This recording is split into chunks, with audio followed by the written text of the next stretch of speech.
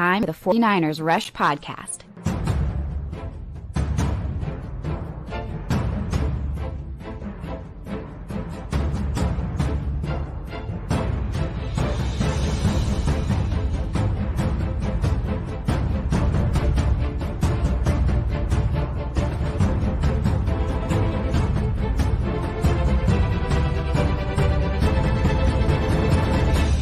And here's your host, John Chapman. What is going on, faithful? Holy freaking cow. I hope you're ready, because if you could have seen the DM messages back and forth from the Wayne Breezy and myself, you know we're going to be having a show. And there's nobody else I'd rather have next to me digitally or virtually, I guess you would say, than the man himself, Wayne Breezy, looking great. Love the new hat. Love the shades. How are you, man? I'm doing really good, John, man. It's Tuesday. It's time to get down to the get down with John Chapman. Welcome to the John and Wayne Show, ladies and gentlemen. Yeah. Oh, man. One of my favorite times of the week, every Tuesday on my show, Friday on his show. And if you look at the description of this video, audio, podcast, whatever it is you're doing, you're going to see the link to Wayne's channel. Make sure you hit that up so that you can catch us not once but twice.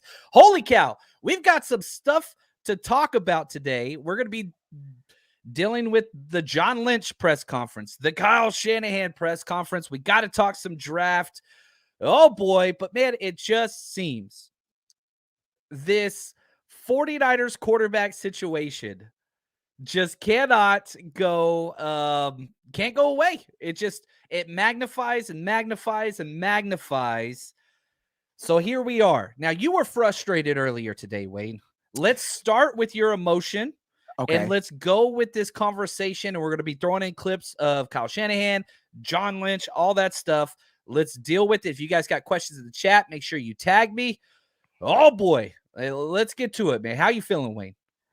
Well, I'm feeling a lot better. Earlier, my emotions usually tend to get the best of me, but I'm real quick on how to be able to become emotionally competent so that I can do shows for everybody, right? So I got to check my emotions at the door before I walk in.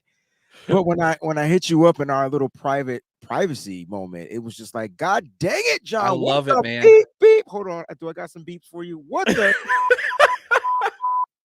Why? You know, my question is why? Why are we dealing with this again? And it's just like, man, we move on from Jimmy, and now all of a sudden it's quarterback controversy part 2, and Trey Lance is still in the midst of it. And now you added a third equation like a Sam Darnold, who is coming to compete for the starting position. That's my point. This is where it gets so funny. I'm laughing. On top of that, Brock Purdy, I don't give a if he's injured or not. He's the quarterback one. So that's it. It's set. Quarterback one, injured or not. That's the guy. Now, who's going to fill in for Brock while he's injured? That's the question. That's the only thing we should be trying to figure out moving forward as a San Francisco 49ers content creator. Who's going to be filling it in for Brock while he's out? That's it. So is it going to be Sam Darnold? Is it going to be Trey Lance? Let the competition begin. Let the games begin. I love it, man. The Godfather, Nicholas Parra in the house. How are you, man? He says, it's the best collaboration show in the business. Hope all is well, Niner family. Looks like we're in for a very interesting offseason regarding quarterbacks. I'm good with whoever is at the helm. That's the right attitude to have. Thank you, Nicholas, for your contribution and support and friendship. You are incredible. Now, okay, let me say this, Wayne. Yeah. I watched the entirety of the John Lynch presser. I watched the entirety of the Kyle Shanahan presser. Compliments of David Lombardi. Does a hell of a job. Thank you for sharing and bringing us into the entirety of the conversation. Said it's just the clips, because I watched both of them and I shrugged my shoulders and I was like, okay, they love what Brock did. They're in love with Brock. They want to roll with Brock. But, like you said, he is injured. And so I walked away from those, pressers saying, guess what? Didn't really learn too much. They like Brock, but he's hurt. Trey's got to get a chance to prove himself. That's what we've been saying all offseason.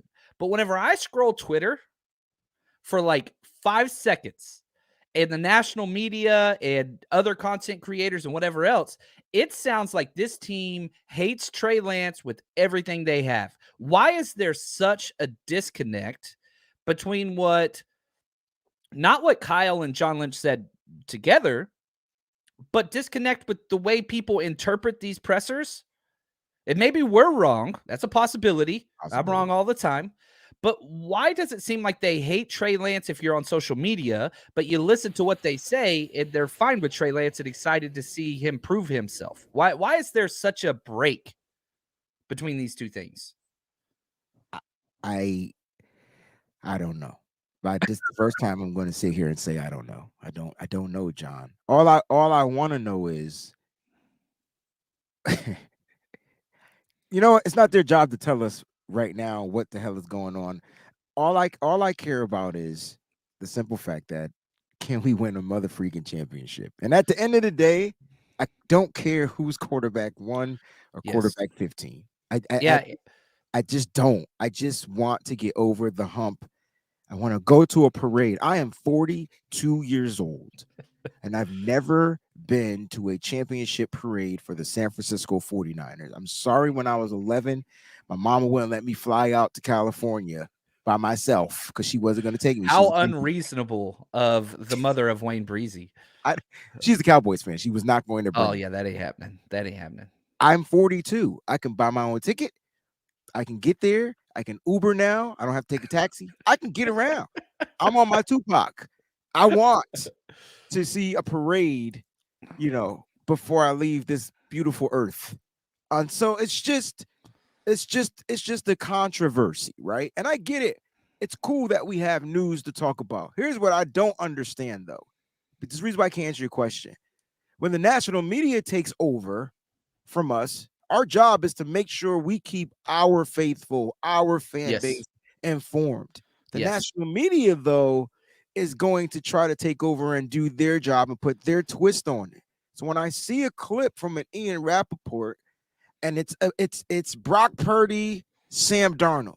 Yeah, that was weird. Hold on. Where's Trey Lance? I don't know. So I feel like a lot of the national media has been wrong on Trey Lance from the start. And so they just they're doubling down to scrub that, to validate perhaps their old stance, because again, those were all the same, ones that were, Mac Jones at 3, trading George Kittle, Jimmy G's the guy long-term. The pieces just kept falling apart, but they just stayed with it. Now you've got Florio, who's just, in my opinion, completely incredible, still pitching the Kirk Cousins to the 49ers thing. Okay, he's still pitching that 6 years in a row. Let's put that to bed. That's 49er faithful. That's dead in the water. That's not happening. It's not happening. Now, let's do this, okay? I'm going to play the full unabridged clip. This is 59 seconds of Kyle Shanahan today. Again, this compliments to David Lombardi. Thank you so much.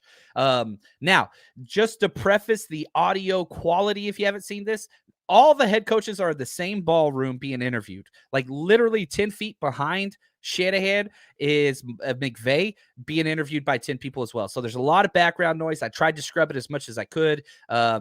Probably didn't do well. But here is the question. And again, it's going to be summarized. What is the Brock Purdy timeline?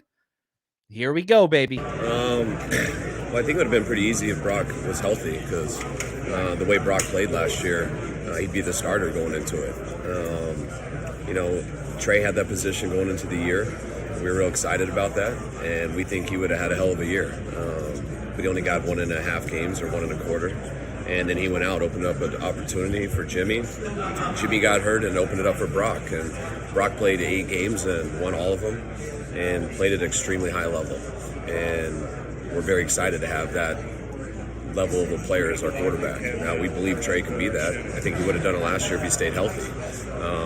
The good thing for him is with Brock being hurt and stuff, he has an opportunity to try to regain that and everything. And that's also why we brought in Sam, because we can't be set for sure on Brock, because you never know how the injury will go. We think it will go well, and we're optimistic about it, but right now that's on hold. And so it opens up an opportunity for Trey and for Sam to come in and show us what they have.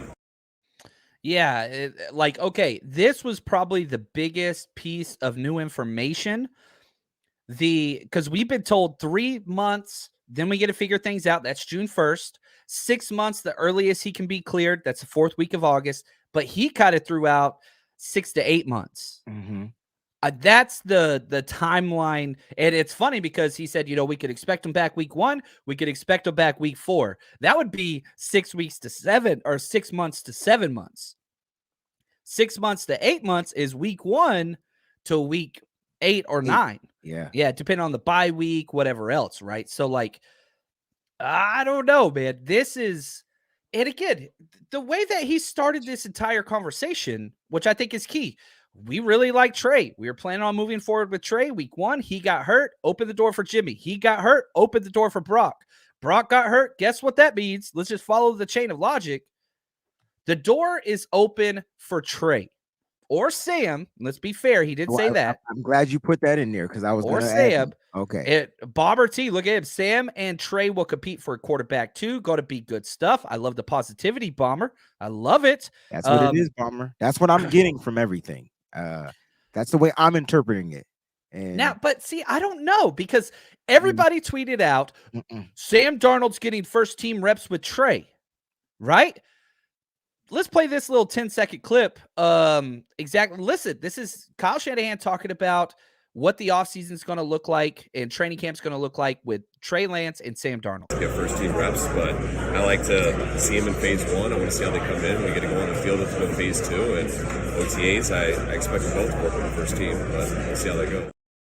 But we'll see how it goes.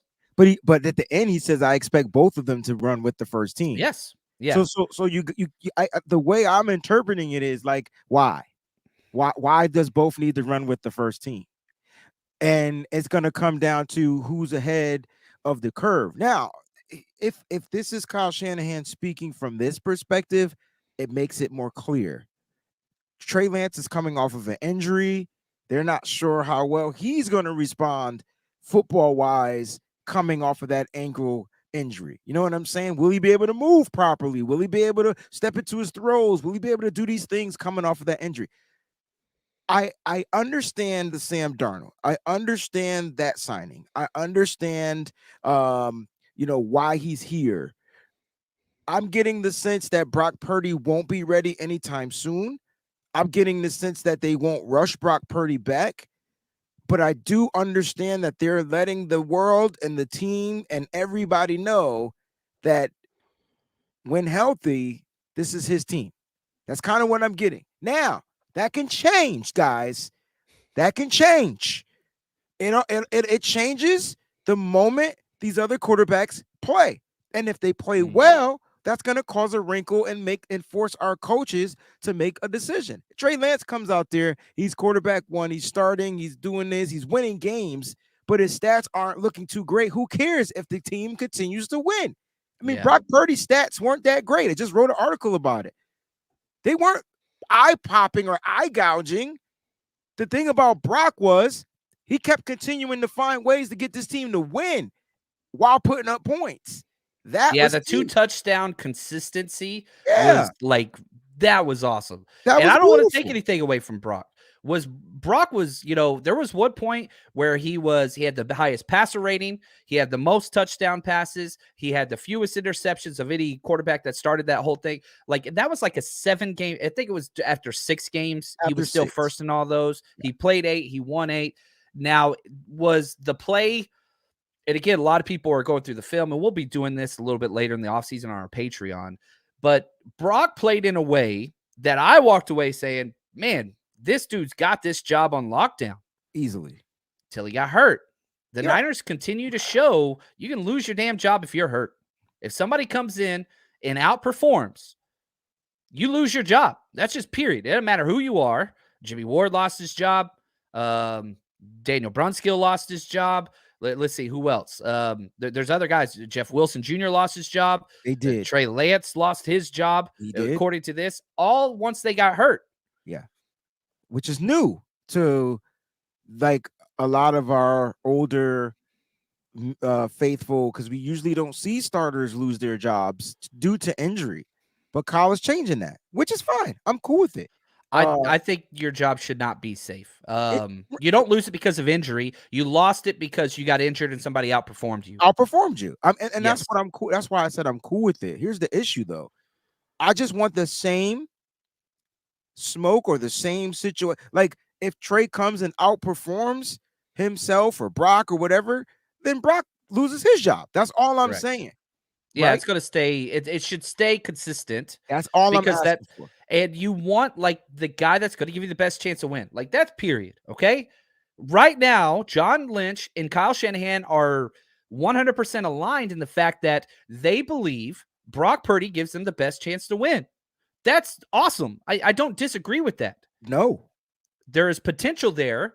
We got to see what Trey can bring because we ain't seen it yet. Want to say shout out to Sean Turner. Appreciate Sean. the super chat give. What's up, Sean?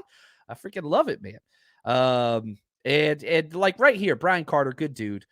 He helps us with the draft content. He says, "Am I the only one bored and sick of the Trey versus Brock arguments when we don't have any new info?" I didn't get much new info from this besides the timeline. Could be longer than 6 months. We're not going to know anything until the first week of June, but I don't know. What would you say to Brian? Are you tired of this? Or because I know other content creators are going to be milking this nonstop, and I get it. It gets clicks. It brings that stuff in. But I'm just not sure what new information we're getting besides the fact Darnold's going to get some first-team reps. Timeline for Brock could be a little bit longer than we anticipated. I don't know. I think I can understand people's boredom towards it, but listen, we've been dealing with it for the past several years, and it should be kind of like normalcy for us. You know what I mean? So, Brian, I understand. I wish there were other things that we could talk about, but honestly, until May, until OTAs, until we get some throws from Trey Lance, and he'll be heavily criticized on an incomplete pass or a bad throw. Like until we get some more concrete things, unfortunately, is going to be this situation because it's going to come down. And I honestly, I'm willing to leave Brock out of it. Brock, to me, Brock, this is his job. I've accepted it. This is Brock's job, and he earned it. So that, like, I'm not taking away anything from Brock. Now, what's going to happen is Brock is still recouping and recovering from an injury, which leads me to believe if Kyle Shanahan is rocking with the same way he's been doing when players get injured, Trey Lance, he said today, has an opportunity to regain the role as quarterback one. But that all comes down to what Sam Darnold does, because Sam Darnold, even though he didn't say it, said will have the same opportunity. That's competition. Yeah. That's what y'all want. That's what we want. This is good, right? This is good because we're going to have 3 quarterbacks in camp that can get the job done. And if Sam Darnold can do little things over Trey Lance better and he wins the job, cool. That doesn't mean Trey Lance is bad. My only question is, how does Trey Lance get better if he don't get the reps? Yeah. And so that's the main issue. Trey Lance just needs to play. I don't care if he throw 40 interceptions. He needs to be out there getting reps to learn how to not throw 40 interceptions. So the question of this, okay, let me play devil's advocate here, Wade. They've got a championship roster, championship team, caliber team, right? Yeah. How much do you want to allow Trey to learn in that process? He's 22. He's raw. They were gonna do it last year, John. What's the difference? Jimmy was hurt last year. Now Brock is hurt this year. And I think for me, okay, Brock's hurt. Like you should roll with Trey. I want to see what Trey's got. You've been given, I don't want to say an opportunity. It always sucks when somebody gets hurt. But what the situation is right now, it's like a best of both worlds. Because if Brock was healthy, you're rolling with Brock. Like, I agree with that. That's cool. But he's not. So now you get the chance to see what Trey Lance can bring. Now, how much of all of this is, look, Trey, we need you to prove who you are. And some of this is a little bit lighting, the gas or whatever you want to say under Trey's rear end. Because the one thing that I would be upset with is if Sam Darnold gets that game time over Trey Lance. That's where I'm just going to be like, what in the world? And that's when I hit you with the last message. And I said, come on. Like, I'm cool with competition. That's great. Yes. But you rode with Trey last year knowing he needed work. Why not roll with him again knowing he needs the work? Let him get the first team reps. Let him build the rapport with that group. That's who you invested in. Sam Darnold could continue to be that contingency plan or whatnot if things just don't go right. You bring, and then we could see what he could do. But last time I checked, Sam Darnold didn't look good either. I don't care what he did in the 4 games in Carolina. That's Carolina. I don't care about any of that. Let's bracket this with this was Kyle Shanahan was asked, what is Trey's attitude like with all this information and Brock coming in and played well, all this quick 20-second clip. Kyle Shanahan on what Trey Lance's attitude has been like. As good as it can be.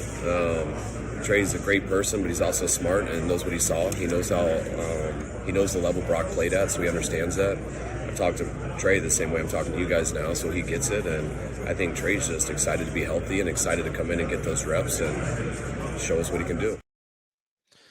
Yeah, I mean, this guy's got the attitude, and that's Trey even said, I think it was on the Rich Eisen show, perhaps I could be wrong there, I just want a chance to compete. Trey literally said, dude, Brock played awesome. I just want a chance to compete. That's the injury affords the 49ers that opportunity. That's it. Because we just ain't seen it from Trey. He played 5 quarters last year. He played That's 5 quarters. 4 were in a monsoon. And that's what I like about Trey Lance, right? Because it's the adversity that, it's another stripe on his belt that he can try to overcome, right? Listen, I was the starting quarterback for the San Francisco 49ers. I got injured, and I got to come out here and prove myself again. Cool. That's what's up. That's what I'm going to do, right? So the ball, again, is in Trey Lance's court. It comes down to what he's able to do, what he's able to comprehend, and basically perform out there via camp, and not just in camp, right? Because it's going to come down to, like Kyle spoke about, the different phases. Phase 1, it's going to come down what he does in real games, and so that's what we're going to see. We know what Sam Darnold has done in real games, but we don't know what Sam Darnold will do in real games on the 49ers. So it's going to be so cool. And we don't know how Trey Lance is going to play with this 49ers team. This is not the same team. They're different pieces, different weapons, it's just different. And so we'll see. He'll be a lot older, a little bit more mature. Turns 23, I think, in a month or 2. I think 2 months he turns 23. Probably going to go back to Vegas, right? Yeah, I don't think he is. I know he's not. Better not. He better be out there practicing. Because when we were doing our draft party in Vegas and we had Fred Warner and Elijah Mitchell come out, which was awesome, we were in negotiations with Trey Lance, and they were totally down, but they said, if it's in Vegas, we're out. We're open to negotiation to lots of plays, but if it's in Vegas, we're out. He didn't want that type of stigma added to his game. Clarzard, I love this. It says, what happens if Trey has a comeback player of the year type season? Then what? On Bet US, which if you want to bet on Final Four or any of that kind of stuff, link in this description, get a huge bonus, double your deposit, free rolls do apply, but that link's right here in the description of this video. He's second best odds in the NFL for comeback player of the year currently. Who's Trey Lance's? Damar Hamlin. Oh, okay. Yeah, it's gonna be tough. It's gonna be tough to outdo that one. I'm not betting it just because it's gonna be tough. If Hamlin plays one play, it's like the Alex Smith thing. He makes one play, if he takes one snap, it's over. Dude died on a field and comes back and plays, that'd be insane. But I do think that it's interesting to look at, Vegas, they got somebody. And they're putting money there. And I think that's important. So, I don't know. You put out a tweet just a few days ago. And you said, my Trey Lance prediction. Yeah. You put your stat lines out there, and they were freaking up there. I wrote it down. 4,000 yards, 25 touchdowns, 8 interceptions. Where are you? You just made that prediction a couple days ago. You standing by it, or you want to adjust it based on new information? What do you think? No, because we just discussed this information isn't really anything new. And at the end of the day, Trey's going to get an opportunity. And the moment he gets the opportunity, that's when you'll know. And so for me, I just feel like Trey just needs the opportunity to shut everybody up. And that's how I feel. And once he does that, Trey Lance is going to soar. And the reason why the yards are up there is not just because of those deep throws down the field, but that's what's going to open up the game. Yeah, You know, I like Kyle that. Shanahan likes to do home run hitting things. I mean, does he like to methodically move the ball down the field? For sure. But if Trey Lance is out there, expect play action. If we get the game plan that we saw designed for Trey Lance in that Houston game, opposed to what we saw as him as a starting quarterback last year, it'll be a totally different conversation. We were seeing play action passes, this, that, and the third, him getting down the field, him having clearer lanes to run. At the end of the day, for me, the difference that Trey Lance makes up in that 11-on-11 honest defense, like that's the key. That's the key to Kyle unleashing a new layer. I don't think you're going to get that with Brock Purdy because at the end of the day, they'll continue to stack the box. You want the 49ers to run the ball again effectively? All right. Get another speed running back there, have Trey Lance back there, Christian McCaffrey back there. That just changes up the whole game plan. And now you can get some of those deep throws down the field. 11-on-11. I think that's key. And I think that's what we want to see. And I think that's what Kyle Shanahan was setting up last year. And unfortunately, Trey just got injured. It was one of those things that you just did not see coming. You could say we overran him, we overdid whatever. He just happened to get a big dude fall on him backwards, kind of, sort of. Yeah. Shout out to my good friend Jason Batch Photography. We had a good time hanging out in Chicago a couple years ago. Great dude. He said if Trey is healthy and gets the reps, he will be over Sam Darnold. Once he gets out there with that skill set, we'll see. They still have high stakes in him, regardless of what they say to the media and what's going on there. I do like that. I do like that a lot. I agree with that. Now, a couple other comments that I want to get to. Nick, shout out to Nick. He says, I think it's connected to two things. People love Trey and want to see him get a fair chance. The second, a lot of people are afraid it will reveal they are wrong on their Trey evaluation. And that works both ways. Wayne and I very high on Trey Lance out of the draft. We both could have been wrong. Could have been. However, I will make the argument we have not seen that yet on the tape. You have not been validated or proven wrong by what Trey has played during games yet. It's such a small sample size, and like you can't be for or against Trey based on what you saw on tape yet. That's the issue, right? So back to Nick's point, his first point, everybody wants to see a fair chance. I don't really care about fair, but yeah, I want to see this dude. I want to see what he could do. That's what I want. So we'll see if that happens. Let's shift gears now. John Neville's, he says, what do y'all think about, they just announced the 49ers are going to be having joint practices with the Raiders. Next year. 49ers, I think they just want to practice against Jimmy G. They can't get away from him. Yeah, what are your thoughts on this? I love it. You know, it's now this is a rivalry type of a practice. This isn't the Houston Texans. I would have liked that too, going against D'Amico and seeing how that panned out. But this is, I love this one. This is something that 49ers fans are going to be there at every practice that is open, available to the fan base. This is a rivalry. I'm only going to ask for one thing. Please, like, just keep it like kosher and clean. Like the league, the Raiders and the Niners. I mean, there's so much bad blood. And I'm not even talking between the teams. I'm talking between the fan bases. So this is going to go down. And just keep it kosher. They might not even allow the fans to be at these practices now that I think about it. But yeah, well, we went to the Raiders game. I didn't have any issues. The only fight I saw after the game, my son was like, oh, there's the first fight. And it was two Raiders fans fighting each other after the game. That's because it was in Vegas. Yeah. And so if it's in San Francisco, it's different. It's a little different because you're going to get the real Raider fans there. I don't know. Have they announced if it's in San Francisco or Las Vegas yet? They didn't announce it. But aren't usually our joint practices away? Not well, it depends on the schedule for sometimes they're away, sometimes they're here. Okay, but the 49ers do have one of the smallest training facilities. Yeah. As far as like whatever, but we'll see. I mean, it could be in Vegas. They have a lot more indoor facilities than the 49ers do, obviously. 49ers don't have any indoor facility. Speaking of that, there's going to be some upgrades. The 49ers are borrowing $120 million from the NFL to upgrade. And I wonder if part of that upgrade is to upgrade the practice facilities. I wish 49ers. The clip I read from The Athletic said it's going to be to create more owner suite boxes. Are you kidding me? So that they can get more like soccer and whatever else stuff. So yeah, what they need to do is upgrade that Wi-Fi because that shit trash. Yeah, Like, it is. It's just slow.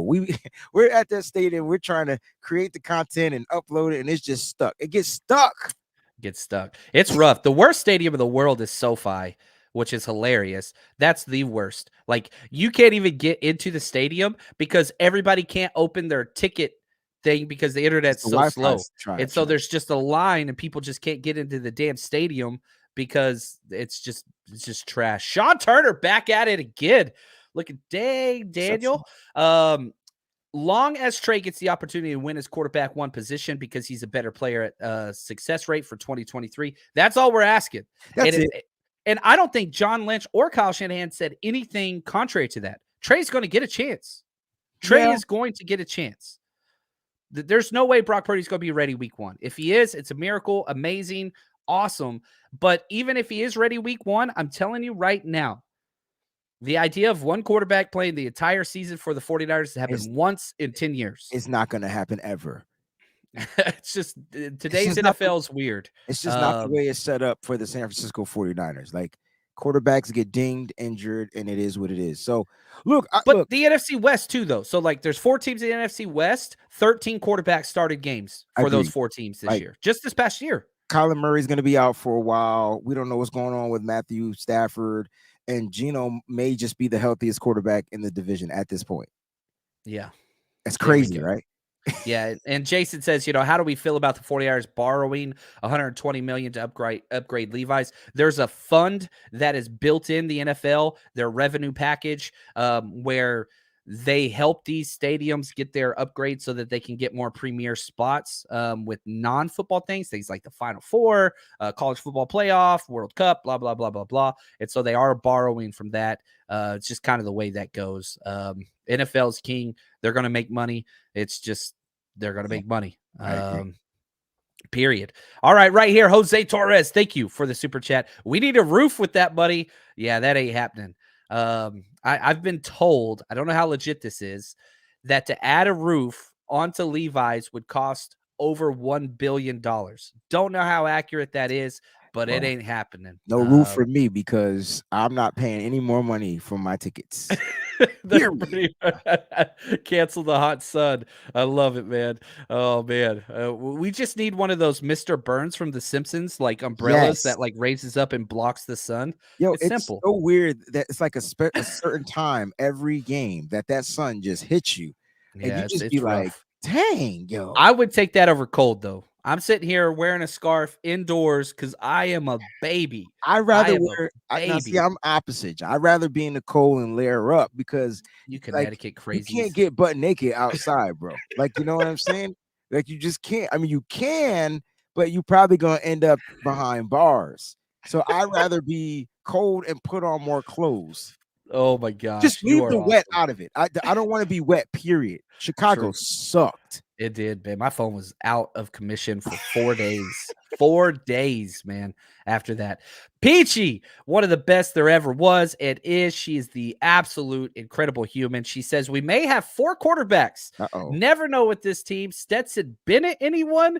I think that this was important because, Kyle Shanahan was asked, and I'll play the clip, about a 4th quarterback. Because if no matter what the earliest timeline, Brock Purdy's not going to be in training camp. The earliest he could come back is the final week of the preseason. Training camp's over. And he says he wants 3 quarterbacks for training camp. So I'm going to turn this to you after Kyle Shanahan clip. This is Kyle's comment on the 4th quarterback. And then after that, I want to hear Wayne. Who are some guys that you would like to see in that position? 4th pick quarterback.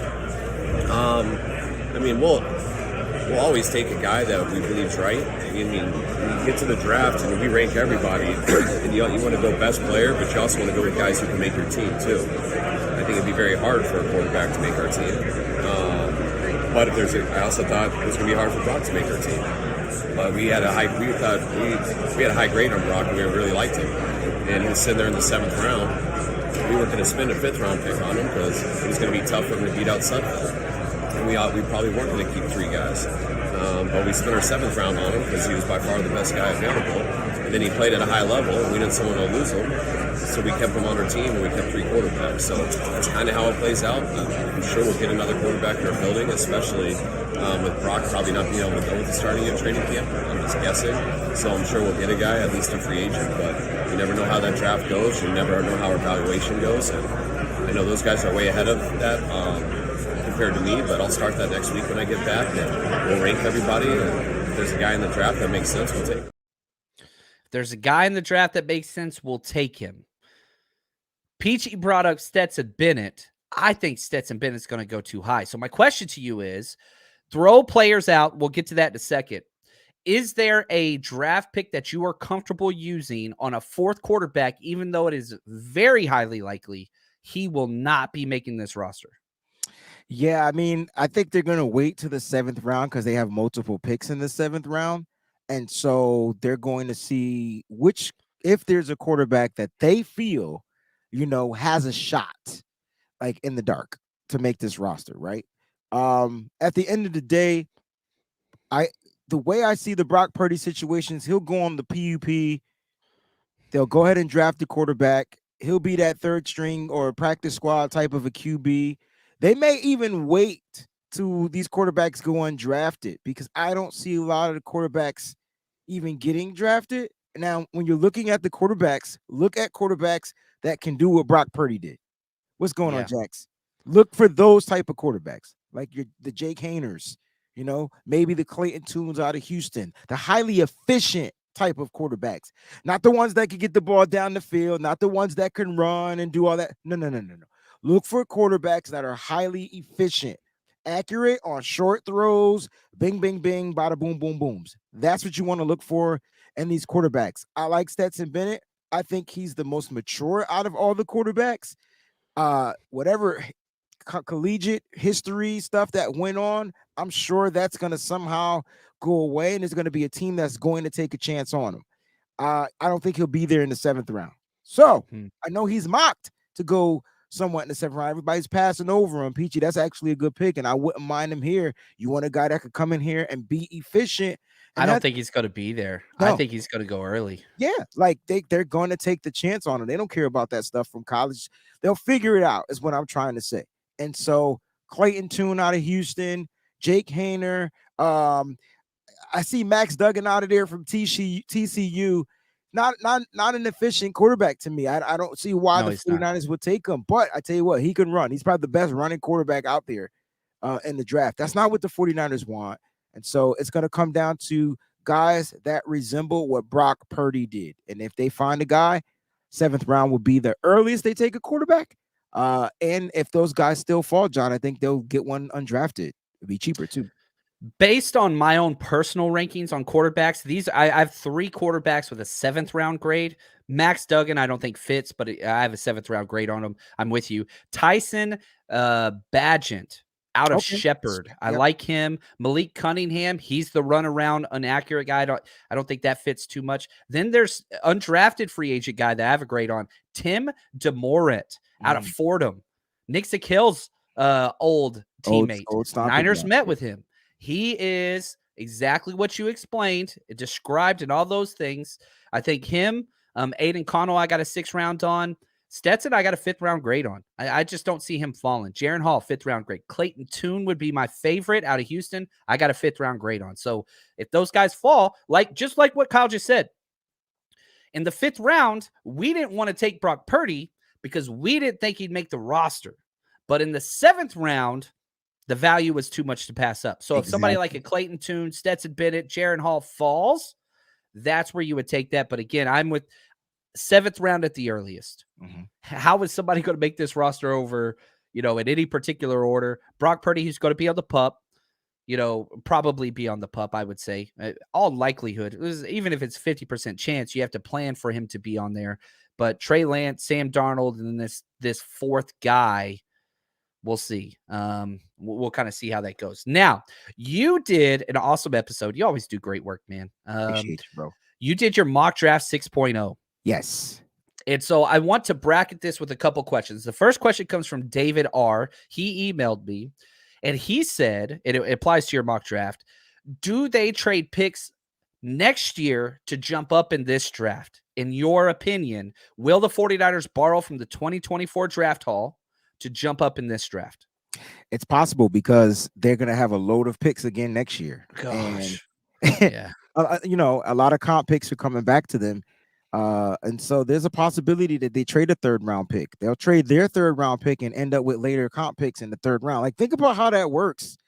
And so, yeah, I actually did that in this particular mock draft, right? I wrote down all the details. Now, Yeah. before we get to that trade, you talk about the draft picks the 49ers are going to get. One, they have all their original draft picks. Correct. Okay, besides a 5th rounder.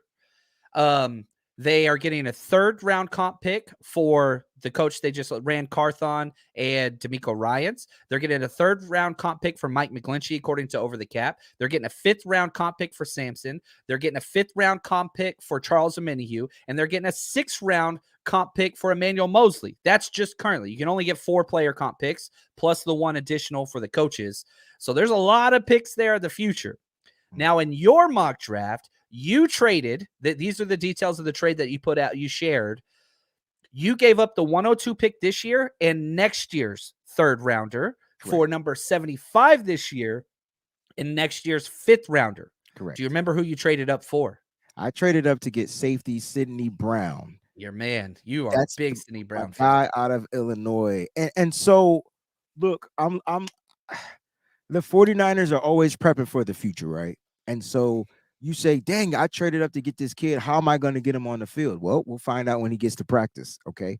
Now, I tell you what, if he outplays Deshaun Gibson, that's a good thing because now you have great depth at your safety position with a veteran like Deshaun Gibson on a 1-year deal. Mm-hmm. And Gibson 9 times out of 10 or 9.5 or 9.8 times out of 10 is probably set to retire next year. You get the replacement. What I like about Sidney Brown is he plays safety. Doesn't matter if it's free. Doesn't matter if it's in the box. He just has that safety skill. Another ball hawking type of guy. He has great speed. You saw him work out. He looked like a grown-ass man out there, man. Oh, I got Gym Rat in all capital letters on my draft evaluation on him. And, again, the dude's he's Canadian. He's Canadian.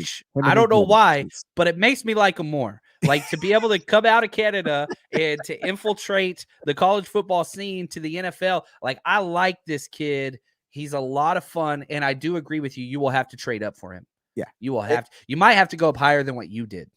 Luckily, so I wasn't trying to get him, John. My thing is best player available. That's how I feel the 49ers have set their draft board, right? We're going to put all these people on our draft board. If they happen to fall, let's go. I don't care what position they are. We're going to go grab them. And it was just one of those things like, I paused the draft around the 75th pick and I'm like, yo, Sidney Brown is still here. I mean, I see Jamie Robinson, but we're talking Sidney Brown, right? See, David knows what's up. Yeah, David. He so knows. I went with him. He happened to be available. And don't get it twisted. I mean, there were some running backs that were there. I believe David, what's his name? David A-Chain was there. There's some game changers that the 49ers could want. And I was talking about this last night on Nitty Gritty Niners Talk, and Mose brought up David. And when you think about A-Chain, I think that's his first name, David, but his last name is A-Chain, kid out of Texas A&M. When you think about this kid, like, what does he bring to the table? I mean, speed, man. And so, like, the 49ers, to me, in the running back department, that's the only thing they're missing. The one hitter, speed getter, right? The guy that can go from 0 to 100 real quick, make the one cut and then nobody can catch him. So it's possible that they draft a freaking running back in the 3rd round. You've been on that. Has Kyle Shanahan and John Lynch, to be fair. Just follow the trajectory, guys. I do love Devin Archade out of A&M. He's my 3rd running back. I got a 2nd round grade on him. He's number 3 for me. And you're right. Speed. So you got Bijan Robinson, the kid from Alabama, Gibbs, and then him. And that's it. Those are my only first. I have a 1st round grade on Bijan, 2 running backs with 2nd round grades, Gibbs and Archane, and then 3rd round I've got Spears and Charbonnet. That's it. So Spears is the guy that I want. He didn't run the 40 at the combine. I'm not sure what he did at his pro day. I don't care about his 40 time. Would you take him over Archane? Yes. Ooh. because of what his production was like in college and what I saw at the Senior Bowl. So you can say that college stats are pretty much skewed, right? Depending on where conference you play in, who you're playing against. Well, when he went to the Senior Bowl, he was playing against all-stars. And so when I watched him make everybody miss in the All-Star game, Yeah, that did it for me. And he did it consistently all 5 days of practice and in the game.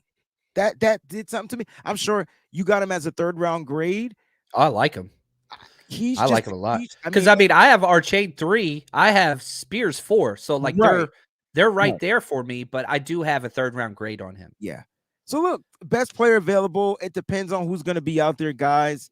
Pay attention because can we go edge rusher? Well, if there's an edge rusher with speed, I think there's a specific. Look at Sean. I think this is your ghost account, bro. I'm Whoa! just saying. Look at Sean Turner. I didn't even know you were going to put an edge rusher with speed. And to me, the fastest edge rusher is the guy that they had a visit with, and that's Byron Young out of Tennessee. So if he's available, Tennessee.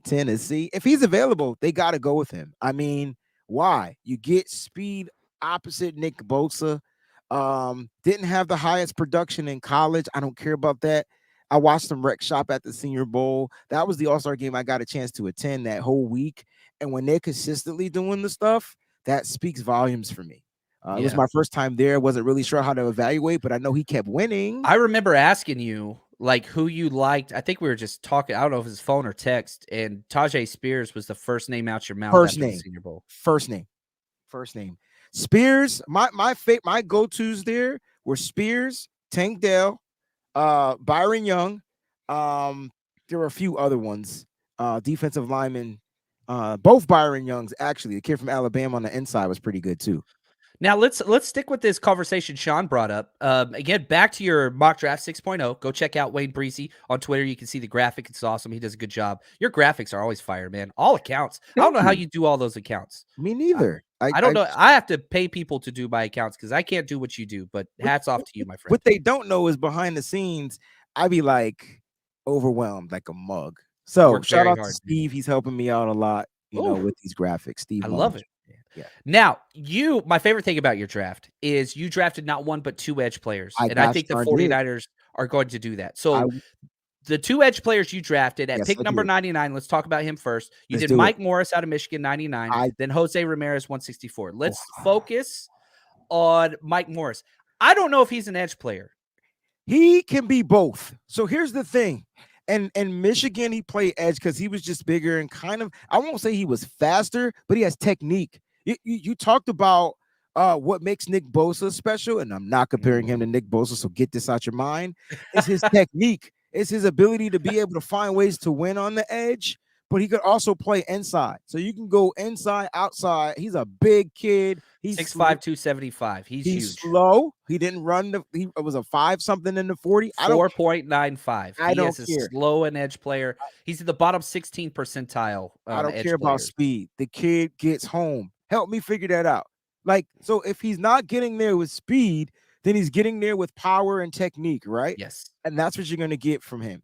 And so if he's available, that's a guy you don't want to pass up because you can always find the opposite or a different trait of a type of an edge rusher with speed that can win outside on the edge a little bit later in the draft. And I went with Eastern Michigan's Jose Ramirez a little bit later. He's fun, isn't he? Yes. He's fun. Yes. Now, he's weird because he plays the same position as Mike Morris, but he's 6'1", 242. You're talking about somebody that's half a foot shorter, 40 pounds lighter, the same position. So the double up, and again, going back to Sean Turner talking about speed off the edge, if you want speed off the edge, he ran a 4.73. All right. But he wins on film. It's almost like running backs running the 40-yard dash. I mean, do you want him in the 4.3s? Yeah. But I much more pay attention to how are they in the 20-yard shuttle and the quickness more of the running backs. Can they make cuts? How is their 3-cone drill? Things like that. So when you look at these players, it's not just about straight line speed. That's all the 40-yard dash represents. How fast can a person run in a straight line? On top of that, it also comes down to who got the best damn trainers out there, because these kids are being trained by world-class running athletes to teach them how to stand, to teach them how to come out of their stance and all that type of stuff. These big-ass linemen don't care about none of that stuff. They don't give a fuck about that. They get down however they can get down, and they getting up. I only care about his get off. Pause. That sounds weird to say. It's the only thing that matters. It makes sense. It works. It works. You could always mess with football words to make them more fun. Not Wayne Breezy, bro, because they will get on me. They do, man. They do. Yeah, I enjoy that though. I need to do better. I need to slip in some of those just so slip in. Pause. There we go. Just to get the brains, the hamster rolling up top. Great one says Fehoko on the edge for us would be a good look. Niners met with them. We're talking about Vladimir Fehoko out of San Jose State, 6'3", 276. Super high motor. My problem is I think he's more of a 3-4 guy than a 4-3 guy. He's just so big, 6'3", 276. He's huge. Again, does he go inside, outside? Niners like him. So we'll just kind of see how that goes. And we're seeing a lot of these. Oscar, what's up, Oscar? Appreciate you, man. Back to the safety conversation. Jamie Robinson, man. This is not even a question for me. Yeah. Why Jamie Robinson at he's safety? Just a better overall safety. He's better at taking angles. I mean, when you think about safety, you want the ones that play the angle right? And so because nothing is really ran on a straight line for them, they have to have the ability to kind of like shift field really quickly and not get spun around. Like the one issue with Tashawn Gibson, I mean, you can chalk it up to age or skill. You watch them get turned around a couple of times, and he just doesn't have that quick feeding speed to reset. And there you get an old guy like AJ Green getting the touchdown on him, right? And so like Jamie Robinson gives you that quick change of field really quickly, and he plays the ball really well. Kid from Florida State. Trey Dean, though, he ran a 4.5. But he gives you the size, and the power. 6'2", 200, man. Cam Chancellor he's a poor man's Cam Chancellor right now. Don't let the Seahawks get him, because they'll find a way to utilize him right. That's all I'm going to say. I'm not sure. You know, the speed it doesn't show. I'm not sure Trey can play that free safety type role. I think he's an in the box guy. He's in the box. I have him as I think Jamie can play free. I don't think Trey can. And Trey Dean would be superb in the big nickel, like a team that runs the big nickel. 5-time SEC academic honor roll. 5 times. He's smart. He's just slow. Just not slow like, slow in speed. Yeah, we'll kind of see how that goes. But, I want to say, if there's there's a lot that the chat's popping right now, which I really, really enjoy. And before we get out of here, I do want to talk a little bit about just kind of what we got going on this week. Wayne, I'm going to be on the John and Wayne show on Friday. His first mock draft with Wayne. So this is going to be interesting. We arguing. We going to fight. Like, this is going to, you know how Kyle Shanahan and John Lynch just don't clearly seem to be on the same page? I can't wait till Friday. There will be no prepping. And I'm not agreeing if I don't like it. And he's not agreeing if he don't like it. Be prepared for a longer show. I'm down. Everything unless there's some breaking news. Other than that, we mock drafted.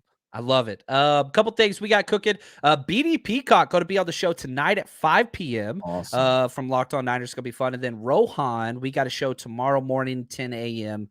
We just rolling out all the stops, but the creme de la creme is none other than the man beside me, Wayne Breezy. It's been a fun show, man. And I want to say thank you for all the contributions from people in the chat. Love it. Wish we could get to more comments, but man, we're going to keep rolling. We're not going anywhere. This show is on repeat all freaking time long. And that's what we got. Wade, any parting thoughts before we get out of here? You want to put a bow tie on this conversation? Hey, man, we talked a lot about the quarterback situation, and that's exactly what it's going to be going forward. I do expect Trey Lance to come out here, take this junk by the balls, and do what he does best. Like, seriously, just go out there and be the best quarterback he can be. I expect Sam Darnold to put up great competition. And when Brock comes back, it is what it is. We'll see what it comes down to. Because now, to me, if Trey Lance is doing what he's supposed to do, or if Sam Darnold's doing what he's supposed to do, Brock's got to earn his spot back. I don't care if he is labeled the quarterback one. So it's going to be very interesting to watch. John, keep putting out that great content that you do. Everybody, make sure your alerts are set to all. We appreciate you. And if you're not, you got Raj on the show tomorrow. So tomorrow, Raj and I do a show. It's called the R&B Show. So it's going to be really cool. Y'all got the pipes, man. I can't sing. I can't sing. I didn't know Raj could sing till last week, so that kind of threw me for a loop. And I'm like, oh snap, we got something here, you know. So that's going to be tomorrow. It's going to be on RSF 49ers channel. That's at 7 p.m. Eastern Standard Time. All right, so make sure you check that out. Jack Hammer will be on the show. Not Jack Hammer. Larry Kruger will be on the show with me tomorrow at 5 p.m. Eastern Standard Time, and the original Wayne Breezy show, where I'm going to have people on the show. They'll be on, that'll be 11 a.m. Eastern Standard Time tomorrow. So I got 3 shows tomorrow. Oh, shoot. I got to go to bed now. Damn. Oh, man. Well, Wayne, thank you so much for everything. This was an absolute blast. And to everybody else, you know how we end every show. The craziness is going to continue. Yes. And people are going to run with whatever. And don't let that stuff ruin the energy that you have for this team. Make it enjoyable. And until next time, stay strong, faithful.